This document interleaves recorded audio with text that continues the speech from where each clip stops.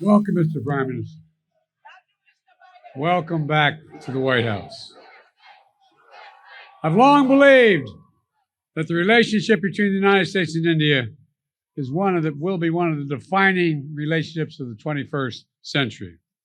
Two proud nations whose love of freedom secured our independence, bound by the same words in our Constitution. First three words, we the people.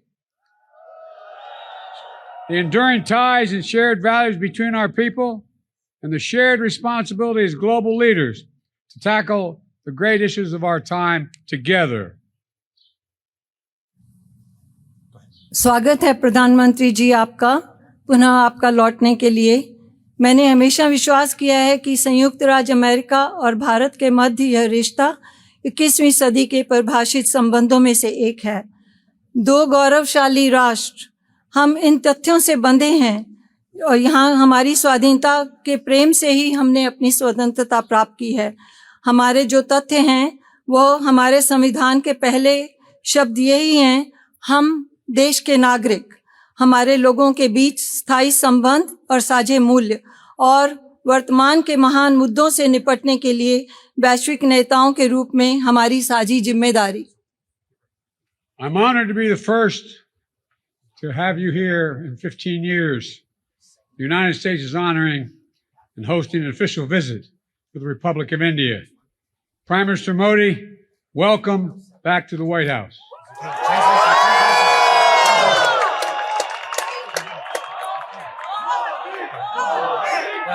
मैं सम्मानित हूँ कि लगभग 15 वर्षों में पहली बार संयुक्त राज्य अमेरिका भारत गणराज्य के लिए एक आधिकारिक राजकीय यात्रा की मेजबानी कर रहा है।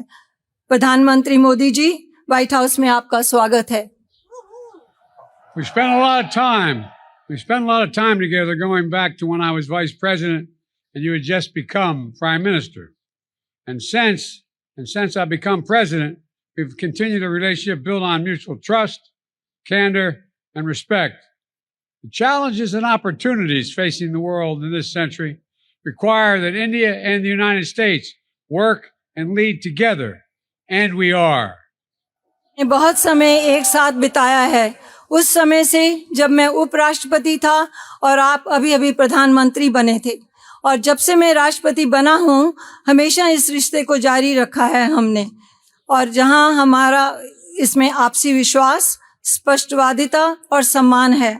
इस सदी में जो चुनौतियाँ और अवसर विश्व के सामने हैं, यह आवश्यक है कि भारत और अमेरिका एक साथ काम करें और नेतृत्व करें, और हम कर रहे हैं।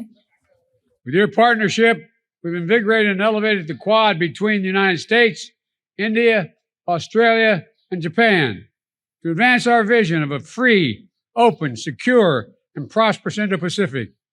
Decades from now, people will look back and say, the Quad bent the arc of history toward global good, as the Prime Minister describes it.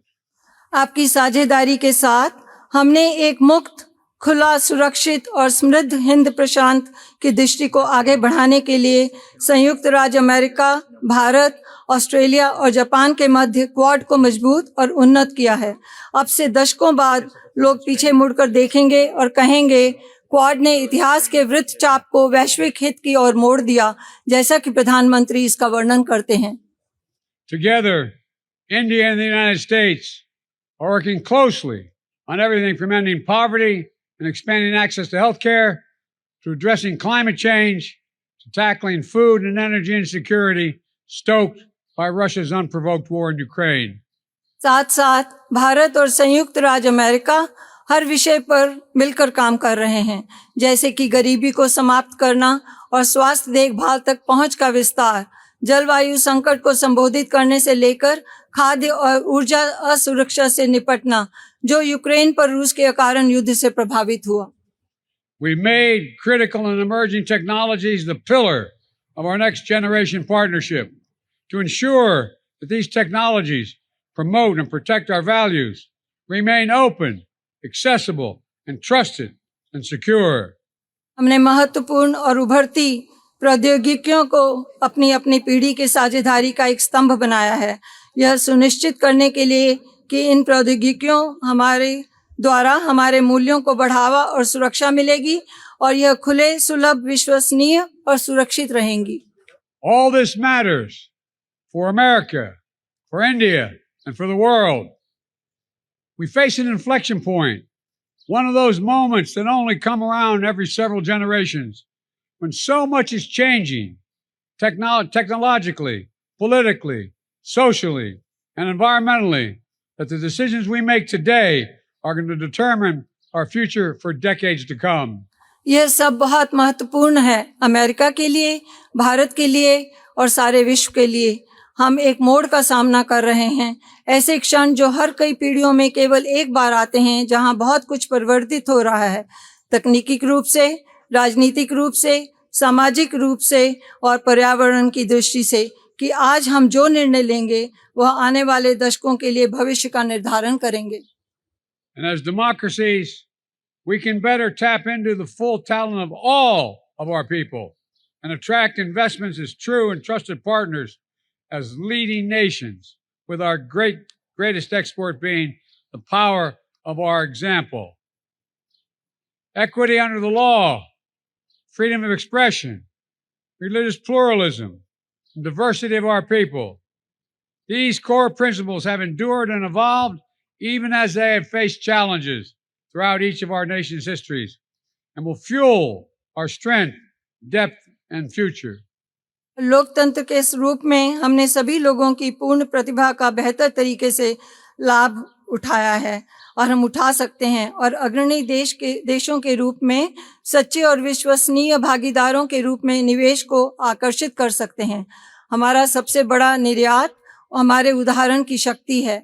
कानून के तहत समानता, अभिव्यक्ति की स्वतंत्रता, धार्मिक बहुलवाद, हमारे लोगों की विविधता, ये मूल सिद्धांत दृढ़ हैं और विकसित हुए हैं, यहाँ तक कि जब उन्हें चुनौतियों का सामना करना पड़ा है हमारे प्रत्येक देश के इतिहास में, और दूर भविष्य तक हमारी ताकत को ये ऊर्जा प्रदान करेंगे।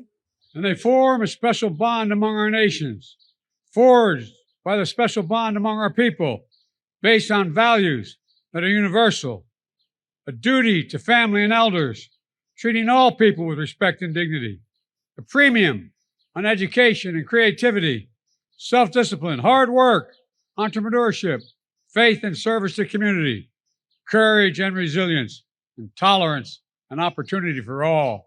और ये हमारे राष्ट्रों के बीच एक विशेष बंधन बनाते हैं, हमारे लोगों के बीच विशेष बंधन द्वारा निर्मित उन मूल्यों पर आधारित जो सार्वभौमिक हैं, परिवार और बड़ों के प्रति कर्तव्य, सभी लोगों के साथ सम्मान और गरिमा के साथ व्यवहार, शिक्षा और रचनात्मक पर बढ़ोतरी, आत्म अनुशासन, कड़ी मेहनत और उद्यमशीलता, विश्वास और समुदाय के लिए सेवा, साहस और लचीलापन, सहिष्णुता और अवसर। I've seen this dynamism in my visits to India. I see it in Indian American diaspora that reflects every part of American life and remains a bridge between our nations and only grows stronger with each generation. We see it with record numbers of Indian Americans serving in the United States Congress. We see it here at the White House, where proud Americans with Indian heritage serve our country every day, including our Vice President of the United States, Kamala Harris. में यह गतिशीलता देखी है। मैं इसे भारतीय अमेरिकी प्रवासियों में देखता हूँ, जो अमेरिकी जीवन के हर भाग को दर्शाता है, और हमारे राष्ट्रों के बीच एक पुल बना हुआ है जो प्रत्येक पीढ़ी के साथ निरंतर मजबूत होता है।